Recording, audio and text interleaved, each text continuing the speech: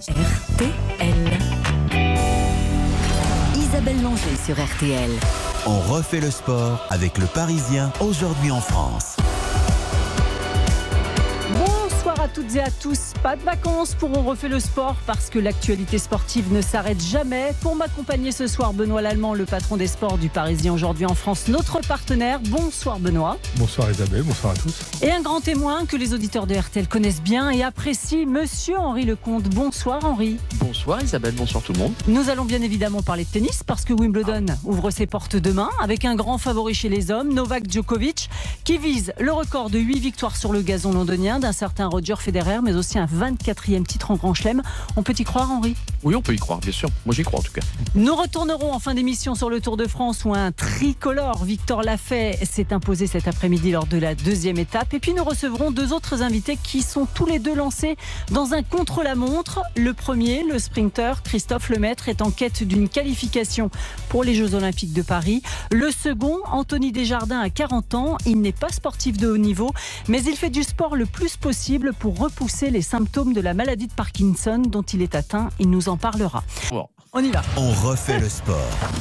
Avec le Parisien aujourd'hui en France. Isabelle Langer.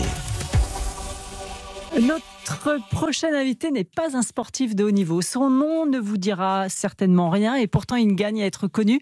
Anthony Desjardins a 40 ans. Il y a tout juste 2 ans, il a été diagnostiqué Parkinson. Depuis, le Gardois est lancé dans une course contre la montre. Son objectif, c'est faire du sport le plus possible pour repousser les symptômes. Bonsoir Anthony. Bonsoir tout le monde et merci de recevoir un sportif atypique. Mais moi je suis ravie de vous recevoir. Il faut d'abord que vous nous racontiez votre histoire, Anthony. Alors je suis passionné de sport moi depuis l'enfance et j'ai eu des premiers petits troubles vers l'âge de 35 ans. Donc plutôt des raideurs au niveau de la main droite, des petites pertes d'équilibre que je mettais sur le compte de la fatigue du travail. Puisque je bossais en supermarché, c'était un travail en horaire décalé assez physique. Et puis on se trouve toujours des bonnes raisons pour dire que c'est pas grave. Donc j'ai laissé traîner tout ça pendant 3-4 ans, sans trop m'inquiéter.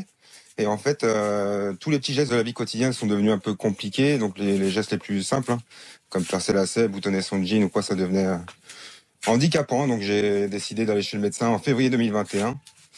Et après toute une batterie d'examens qui étaient tous normaux, on s'est orienté vers la neurologie. Et donc j'ai été diagnostiqué de la maladie de Parkinson en juillet 2021. Aujourd'hui, il y a combien de personnes qui souffrent de Parkinson en France, Anthony ? Alors, il y a 300 000 malades en France, avec 25 000 nouveaux cas par an, et un âge de diagnostic moyen qui a 58 ans, mais qui est en baisse. Ouais, aujourd'hui, il y a de plus en plus de personnes de moins de 40 ans même. Hein. Ouais, il y a même des plus jeunes que ça encore. Hein.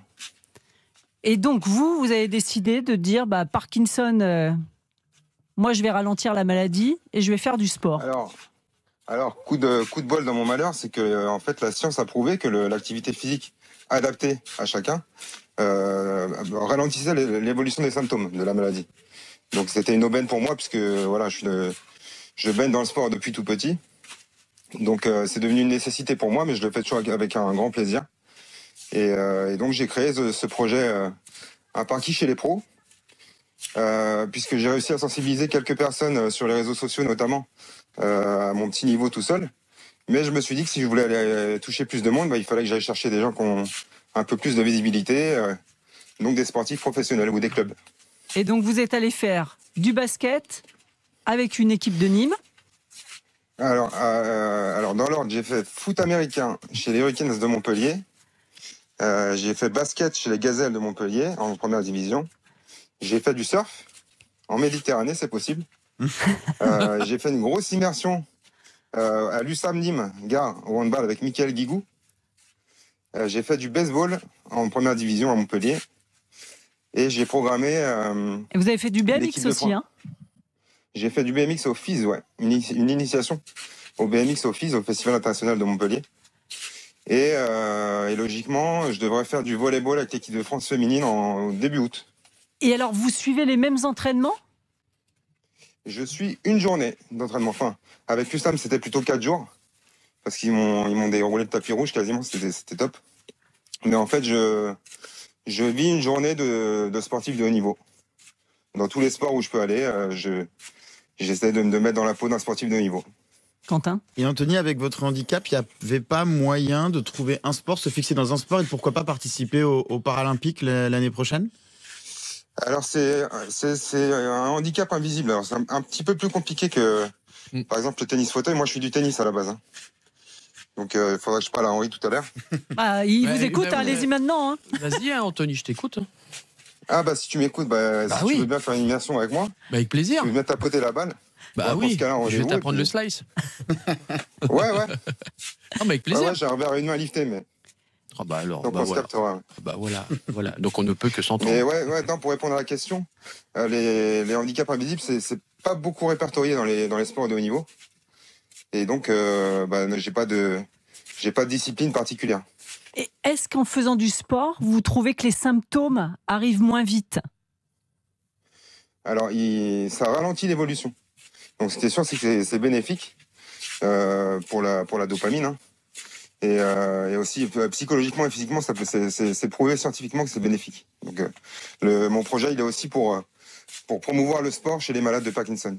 Pour les encourager à faire, peut-être pas comme moi, mais au moins de faire des sports adaptés à chaque situation. Benoît? Et qu'est-ce que vous disent les médecins qui vous suivent? Est-ce que l'évolution est en effet ralentie par toute l'activité physique que vous faites? Alors ça, c'est prouvé. Les médecins que je vois, le neurologue du CHU Nîmes, ils m'encouragent bien sûr à continuer ce que je fais, tout en me canalisant, parce que du coup, j'ai envie d'en faire beaucoup. Et la récupération, elle est pas tout à fait pareille non plus que chez quelqu'un de normal, on va dire. Mais oui, c'est l'activité physique adaptée, elle va en poupe, et tous les médecins encouragent à faire l'activité physique. Est-ce que je peux me permettre, vous tremblez beaucoup, Anthony, ou pas du tout? Alors non, la maladie de Parkinson, elle a deux gros clichés qui sont bien accrochés à elle. C'est d'abord que tout le monde la voit comme une maladie de personnes âgées. Ce qui n'est pas le cas. Et ce qui est de moins en moins le cas, en tout cas. Et les tremblements, c'est vraiment la partie émergée de l'iceberg, pardon. Ouais. C'est l'image que tout le monde a. Alors qu'en fait, moi, j'ai jamais beaucoup tremblé. Mais en fait, il y a une foultitude de symptômes que pas grand monde ne connaît. C'est-à-dire? Des pertes d'équilibre, il y a une tendance à la dépression, il y a des troubles de la parole, de l'orthophonie, de la déglutition, il y a une lenteur généralisée. Enfin, il y en a plein.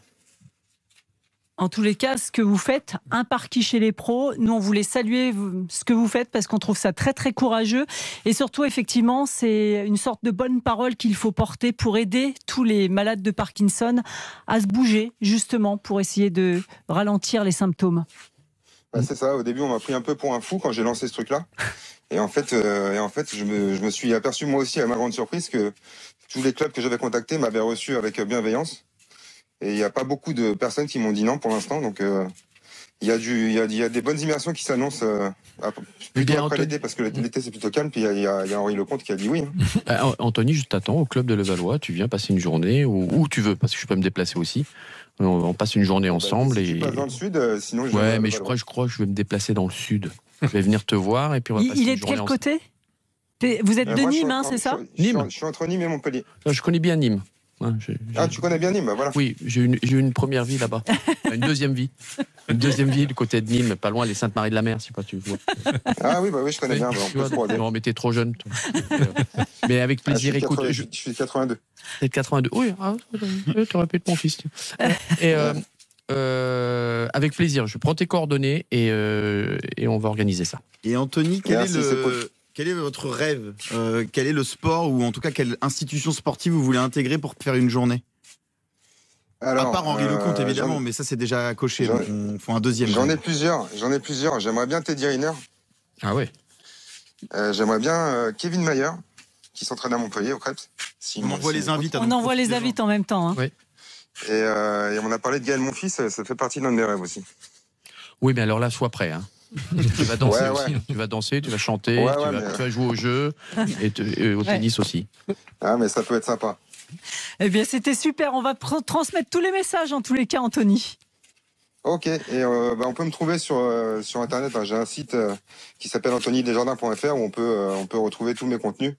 Et on peut facilement me retrouver sur les réseaux aussi. Et sur la page Twitter de RTL Sport, on a identifié Anthony dans la présentation de l'émission du jour. Donc si vous voulez, vous allez sur notre page RTL et vous pourrez échanger avec Anthony. Merci beaucoup Anthony Desjardins. Bon courage pour la suite.